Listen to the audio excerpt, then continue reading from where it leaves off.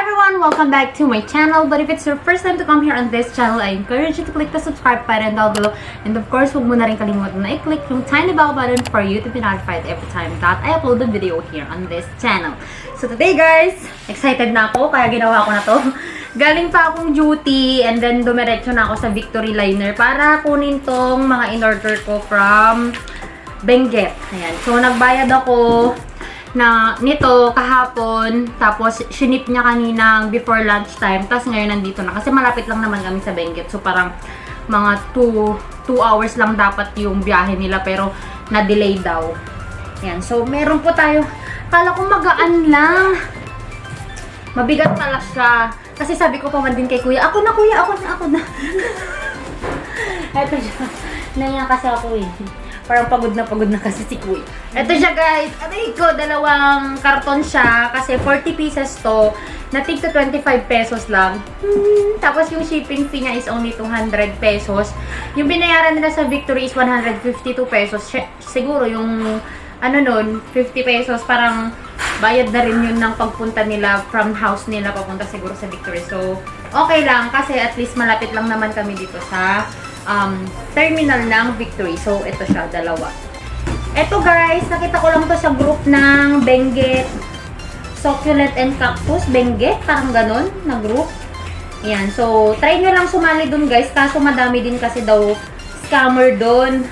Kaya yung pag bumibili ako, 1,000 lang. Yung kaya ko lang na ma-scam.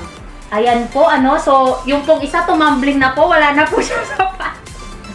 Hala, yung maganda po man din. Wait.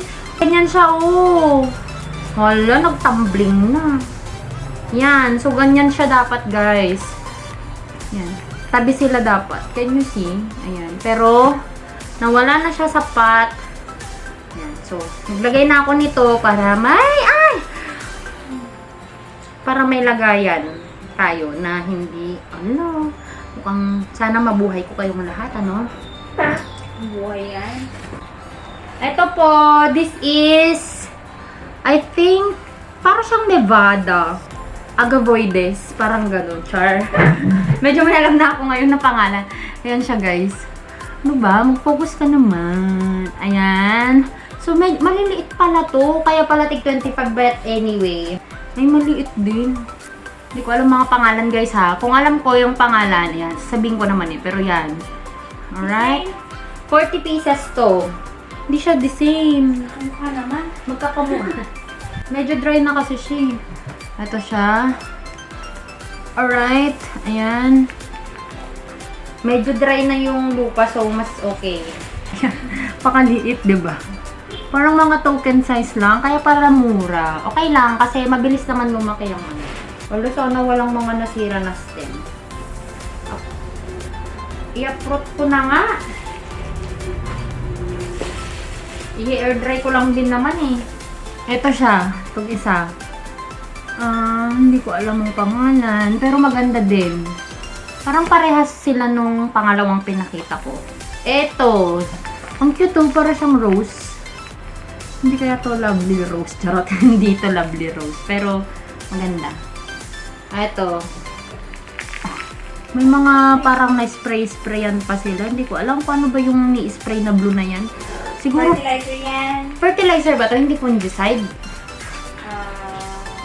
Fertilizer. Parang, ito ang gusto ko. Pero sana mabuhay ko siya. Kasi crested din. Usually kasi sa mga crested guys, ay mahirap po silang buhayin. Ayan. Pero medyo alam ko na kasi kung paano sila i-air dry. Ayan. Sabi ko nga, ang invest mo lang ay yung kaya mong mawala. So, dun lang po tayo sa kaya nating mawala. Bibili ka ng tigwa 100 plus na succulent, tas deads lang din. Ayan, ito pa. Alright. Ayan. So, tapos na po tayo.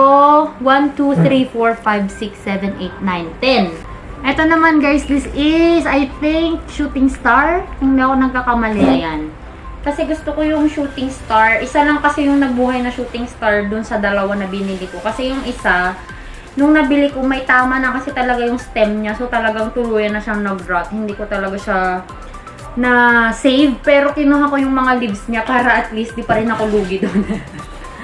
Ito yung topsy-turvy ata. Ayan, topsy-turvy. Na maliit pa. Ito, Choco Moonstone ata to eh. Hindi ko lang sure. Parang ganun. Yan, isa. Ito pa ulit. Dalawa. Tatlo. Ayan. Tapos, durog talaga yung lupa ng mga topsy-turvy. Ay, ng mga Choco Moonstone. 4. Ayan, 4 na choco. Parang ang lalaki sa picture. Puro mga, pala. Ang tawag nito, anong tawag nito? Token size pala. Pag bumili kayo guys, tanong nyo na lang kung token size ba, regular size, ganun. Ito, crested to. May ganito ako eh. Ito yung pinaka-ingat-ingatan ko. Malaki na actually yung ganito ko. Ayan. Crested to na something. Hindi ko alam kung anong pangalan. Pero malaki na siya. Ganito na yung akin. Parang kamay ko na siya. Ayan. Buhay ko siya. Ito, another shooting star. Pero yung ibang dahon niya nalagas na. Pero maganda yung pagkakalagas. Kasi maganda yung pagkakakat. So, i-propagate natin. Sana kaya. Sobrang liliit pala. Topsy-turvy ulit na maliit. As in guys, ang nipis ng dahon niya. Alam mo yung parang trying to survive pa siya na topsy-turvy. Oh, putol talaga yung shooting star guys, oh. Ayan, putol yung dahon. Pero may isa pa. Ito, okay lang yan. Bubuhayin natin yan. Eto, shooting star naman ata.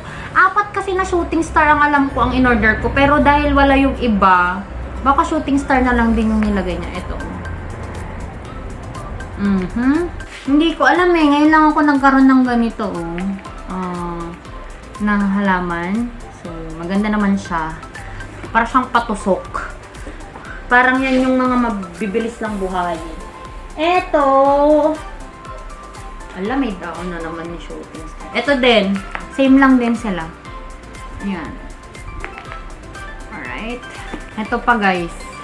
May isa pang ganito. May ganito na kanina. Ito talaga yung risk ng shipping. Yung mga dahon, pwedeng malagas, anytime. Ayan. So, ipunin ko na lang para ma-propagate. In fairness to ha. Hindi siya nagpatinag. Nakatayo pa rin siya. Ayan siya. Parehas lang din nung pinakita ko kanina. Isa pa. Hindi talaga ganito yung mga nasa picture eh. Talaga, pwede pa din. Oo. Parang Adolphi ata to. Adolphi ata. Ayan. Sana nga mabuhay siya kasi mapayat lang siya. Ang payat ng stem niya. Oh. Like that. Can you see? Natin na buhay dito sa blue. Joke! Meron pong kontrabida po dito. Yung sinabi po niya na cactus ko na mukhang mamamatay, namatay po talaga. Halata mo ka naman talaga. Nakita ko talaga yung itsura niya talaga. Hindi na. Mukhang hindi na siya na-revive. Hindi ko kasi halata yun. Namatay talaga siya. Ayan siya guys. Sabi ko naman, ay, sige. Gano'n na talaga yung itsura niya. Yun pala naghihingalo na siya. Nakita ko lang siya kanina. Oh, tingnan mo tong crested. Ala, sana pala dinamihan ko na lang to. Ang ganda kasi oh. Yan oh. Hindi ito masyadong nabibili sa mga garden shop.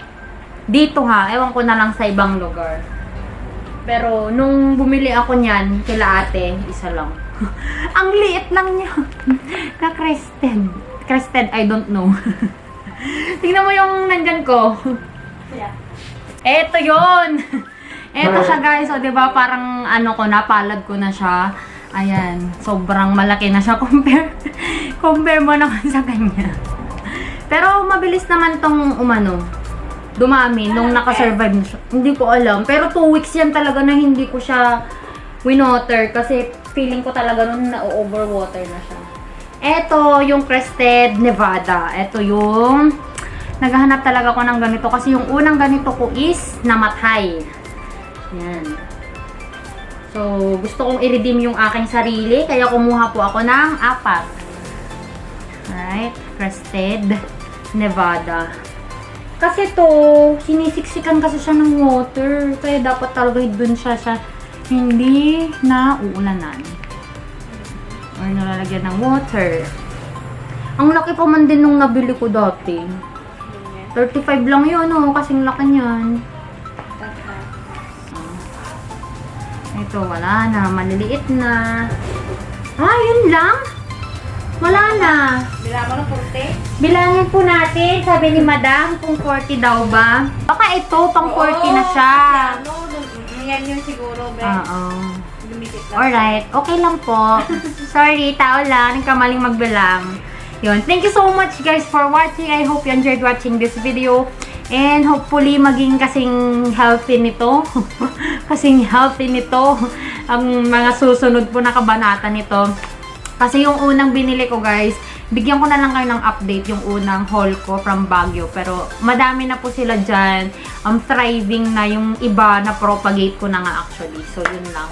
Thank you so much again for watching. And if you haven't followed me yet on my Instagram and on my Facebook, the name is Joy of Mia. And I'll talk to you guys on my next one. Bye!